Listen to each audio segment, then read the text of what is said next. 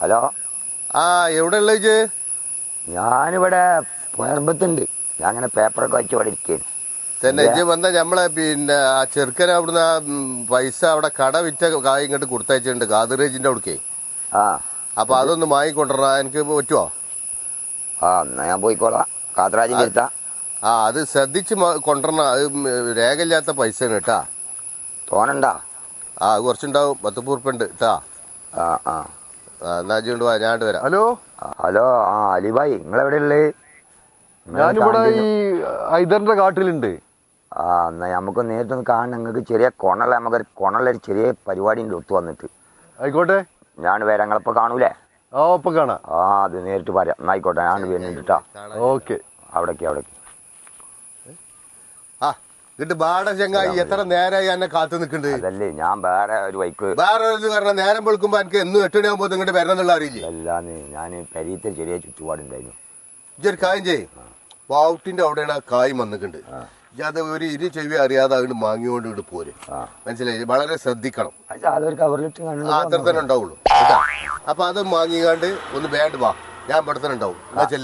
നേരം പോയല്ല. ആ അവിടെ ചെന്നാ മതി. ഓൻ തരും.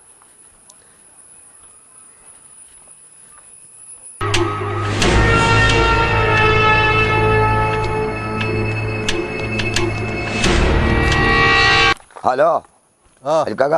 ആ നിങ്ങൾ രണ്ടാളും ഇവിടേനു. നിങ്ങളെന്താ പോയ കണ്ടിരിക്കുക? പിന്നെ ഞാൻ നിങ്ങളെ തെരഞ്ഞു വന്നത് അതല്ല, നല്ലൊരു കോളത്ത് വന്നിക്കണേ നമുക്ക്. അതെന്താ? ആജേരിക്ക് തെളിവില്ലാത്ത കുറച്ച് പൈസ, ഒരു 10-30 ഉറുപ്പ്യ വരുന്നുണ്ട്. അപ്പൊ അത് നമുക്ക് ഒരു സംശയം തോന്നാത്ത കോലത്തിൽ അത് നിങ്ങൾ എങ്ങനെയും അടിച്ചെടുക്കണം. ഒരു 5 ഉറുപ്പ്യ നിങ്ങൾക്ക് തരും, 30 ഉറുപ്പ്യ വരും. ഒരു നിലക്ക് ഒരു സംശയം തോന്നരുത് കേട്ടോ. മൂപ്പര് വരുമ്പോ പൈസ വരുന്ന സമയത്ത് ഞങ്ങൾക്കൊരു കോൾ ചെയ്യാം. അല്ലല്ല, മൂപ്പരാഴ്ച പക്ക മൂപ്പര് എന്തായാലും ഇപ്പൊ കാതറാജിന്റെ അവിടെ കായ് വാങ്ങി വരിക, നടന്നിട്ടേക്കാരും വരിക. എന്താ വെച്ചാൽ അതിന്റെ ഐഡിയ ഞാൻ പറഞ്ഞു കേട്ടോ. നമ്മൾ തമ്മിൽ അറിഞ്ഞാൽ മതി, വേറെ ആരും അറിയരുത് കേട്ടോ. ആയിക്കോട്ടെ. ആയിക്കോട്ടെ, അതാ പറഞ്ഞൊരു ചെറിയ സംഖ്യ കിട്ടും. ആയിക്കോട്ടെ.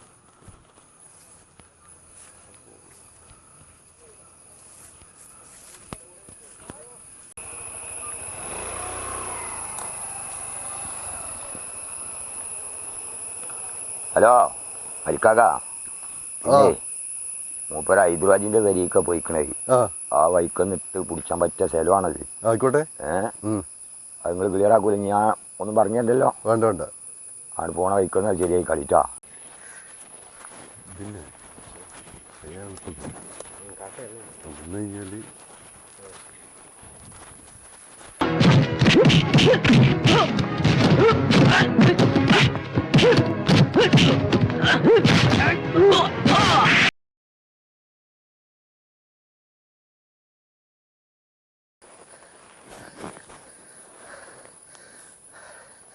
ആ കായും പോയി.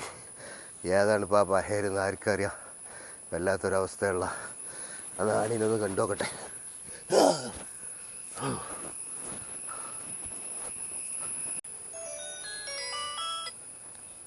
ഹലോ.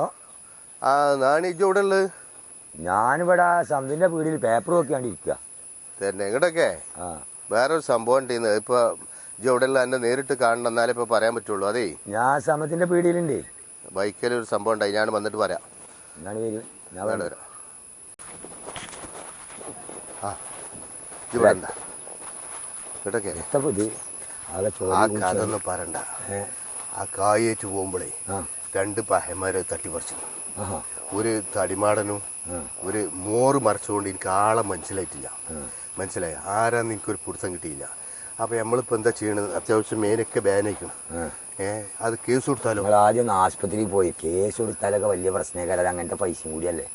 എന്നാലും കേസ് നമുക്ക് പിന്നെ ഞാനൊന്ന് അന്വേഷിച്ച് നോക്കട്ടെ. ആദ്യം വലിയൊരു സംഖ്യ. അപ്പൊ അത് കേസ് കൊടുക്കല്ല. കേസ് കൊടുത്താൽ അത് ആചാര്യ ആകെ ഇടങ്ങാറാവൂലേ?